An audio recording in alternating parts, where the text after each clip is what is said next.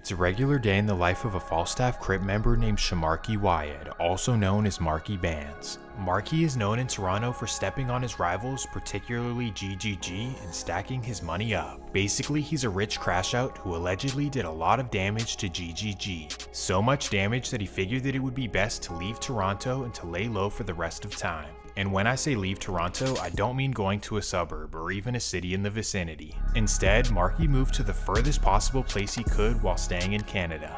That takes us to the small town of Fort McMurray, one of the most northern and remote towns on Earth. 5 hours away from the nearest city, this town is not for the weak.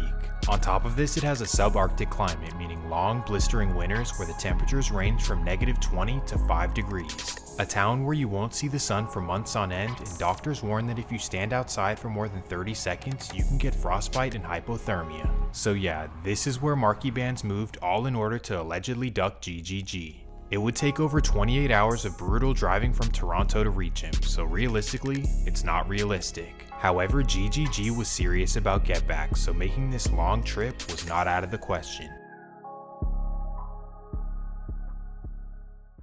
And on May 24th, 2015, a group of GGG members decide to make the trip.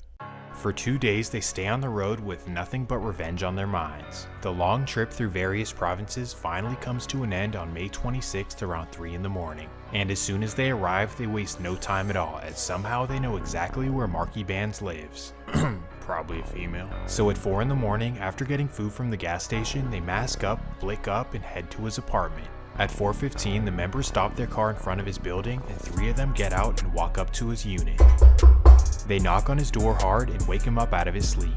Obviously, Marky thinks it's some sort of emergency, so he goes to open up the door. And right there, that's when he's met with the masked up GGG members. Bam! This was truly Mission Impossible. In no way, shape, or form did Marky Bands ever expect them to come that far to get him. GGG were proving to be a different breed, and this is who Drake was now running with. Thankfully though, just 2 weeks later on June 8th, GGG would be raided in Toronto, and what police would find would shock them. They found millions of dollars cash in their stash house, along with a whole lot of straps. And after running the ballistics on these weapons, police were able to tie the 4 GGG members to 4 separate deadly shootings between May 12th and May 26th. These dudes were wicked, and thankfully they were taken off the streets forever.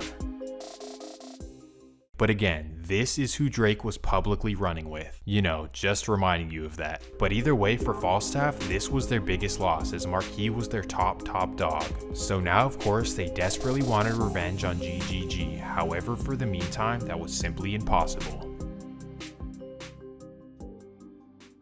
The 4 responsible members were now locked up, and Top 5, he was out in Calabasas with Drake. Basically, Falstaff had nobody left to target, as Top 5 was out with Drizzy Drake living his best life. Well, eventually, Falstaff would get frustrated and began resorting to the worst possible revenge.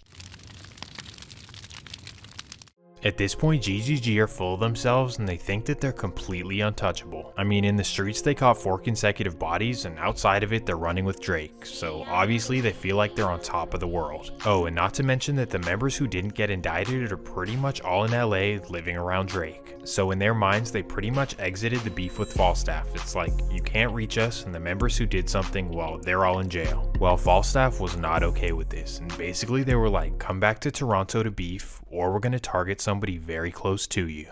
And that introduces us to Top 5's little brother by the name of Saeed Ali, also known as Foolish.